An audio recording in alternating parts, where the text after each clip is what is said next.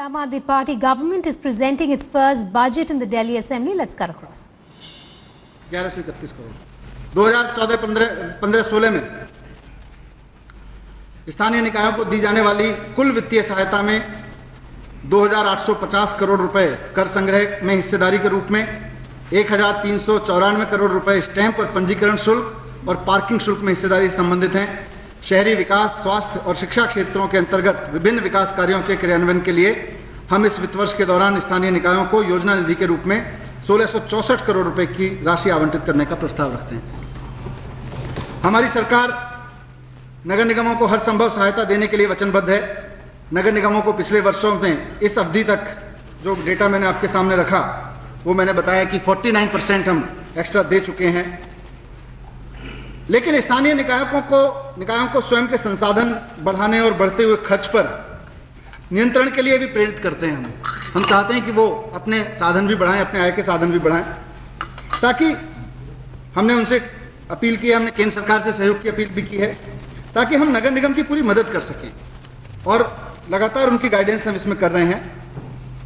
मैं इस सम्मानित सदन के जरिए नगर निगमों से भी अपील करता हूं कि वे अपनी कार्यप्रणाली को सुचारू बनाएं, ताकि आने वाले महीनों में नगर प्रबंधन में कोई खामी ना आए और इस महान राज्य के लोगों को कोई कठिनाई न उठानी पड़े।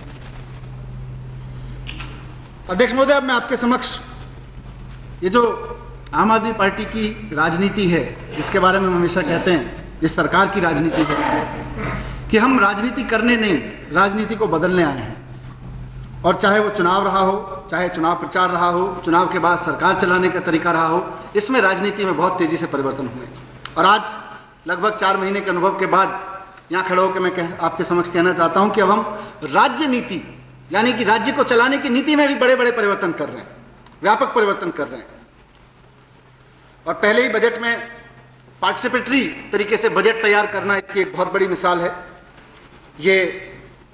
इससे न सिर्फ भ्रष्टाचार पर काबू पाने में मदद मिलेगी, बल्कि सार्वजनिक धन का दुरुपयोग रोकने में भी काफी मदद मिलेगी।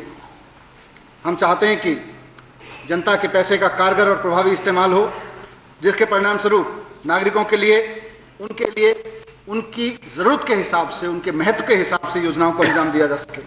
इससे नागरिकों को सक्रिय और एकजुट रखने में भी मदद मिलती है। ये एक अलग सोशल डायनामिक्स है कि जब लोग सब कट गए, दिल्ली में पड़ोसी को नहीं जानता, लेकिन जब मोहल्ला सभाएं होती हैं, हमने ये पार्टिसिपेटरी बजटिंग की प्रोसेस में देखा कि जब मोहल्ला सभाएं होती हैं तो सब एक दूसरे को पड़ोस के लोग आपस में बात करके आते हैं कि भाई हमें किस तरह से काम करना है, किस तरह से अपने मोहल्ले के लिए अपने जो पैसा आ रहा है सरकार से, क्योंकि डिसीजन हमको लेना है, तो आपस में संवाद बढ़ रहा है लोगों का। आपस में लोग एक दूसरे के साथ शेयर कर रहे हैं, अपने एक्सपीरियंस शेयर कर रहे हैं, अपनी नॉलेज शेयर कर रहे हैं। और इसका बड़ा लक्ष्य जो है वो यही है कि लोकशाही ऊपर से नहीं नीचे से चलनी चाहिए। तो ये एक बड़ी पहल है पार्टिसिपेटरी बजटिंग। दुनिया के कई देशों में ये होती रही है। मैं एक छोटा सा वाकया इस पार्टिसिपेटरी बजटिंग का आपके समक्ष जरूर रखना चाहूंगा, हालांकि मेरी फॉर्मल स्पीच में नहीं है। हम लोग सरकार में बैठे हुए लोग या बाहर लोग जब सोचते हैं कि लोगों को क्या चाहिए, तो अपनी कल्पनाओं के आधार पर नीतियां बनाते हैं। हमें लगता है लोगों को तो फलाना चाहिए होगा, हम उस इलाके में अधिक से अधिक हम उस इलाके के 4 लोगों से मिलकर कुछ निर्णय ले लेते हैं। लेकिन जब हमने ये मीटिंग्स की पार्टिसिपेटरी बजट की, तो बड़ा आश्चर्यजनक तथ्य सामने आया। एक इलाके में लोगों ने अपने बजट के लिए तरह तरह के प्रस्ताव रखे, 20-25 तरीके के प्रस्ताव आए। वहीं एक प्रस्ताव लाइब्रेरी बनाने का आया। अब सामान्यतः दिल्ली में जब बजट बनता है, दिल्ली में योजनाएं बनती हैं, तो लाइब्रेरी स्थानीय स्तर पे मोहल्ले के लोग लाइब्रेरी के लिए वोट करेंगे, ये कल्पना में नहीं आता लोगों को, या उनकी प्रायोरिटी में होगी। लेकिन जब 20-25 प्रस्ताव उन्होंने रखे, हमने कहा भाई इन 20-25 प्रस्तावों में से सबसे पहले कौन सा काम कराया जाए, तो लोगों ने कहा कि लाइब्रेरी बनाइए। सबसे ज्यादा वोट लाइब्रेरी को पड़े। यह अद्भुत था। मैं सोच रहा था लोग सड़क मांगेंगे, मैंने सोचा लोग सीवर रिपेयर मांगेंगे, मैंने सोचा पानी की बात करेंगे, उन्होंने कहा हमें लाइब्रेरी की थी। अच्छी बात, जनता का पैसा है, जनता के हिसाब से खर्च हो, हमें क्या दिक्कत है, हमारा काम यही है, यही स्वराज है। तो हमने फैसला किया।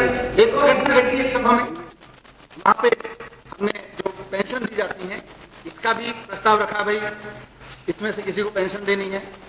तो पेंशन मांगने एक महिला उठ के खड़ी हुई कि मुझे ओल्ड एज पेंशन मिलनी चाहिए। अब वो होते हैं तो वो पता नहीं किस किस को बट जाती हैं।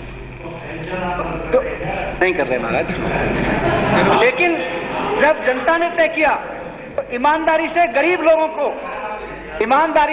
लोगों को पेंशन मिलनी शुरू हुई, और जो नाजायज तरीके से सक्षम लोग पेंशन पे डाका डाल के बैठ जाते थे नेताओं से अपनी नजदीकी की वजह से, भ्रष्टाचार की वजह से, तो उन्होंने बाकायदा इसको परिवर्तन किया। यहाँ परिवर्तन हुए, लोगों ने साफ गोई से रखा कि नहीं साहब इसको पेंशन नहीं मिलनी चाहिए, डिजर्विंग कैंडिडेट और है उसको मिलनी चाहिए, और उसके बारे में पेंशन तय हुई। तो ये बड़ी अद्भुत घटना है। तो ये पार्टिसिपेटरी बजटिंग के मैं फायदे गिनाने के लिए 2-3 एग्जाम्पल दे रहा था। That was Manish Sisodia, the Deputy Chief Minister of Delhi, going ahead and presenting the first budget of the Aam Aadmi Party government.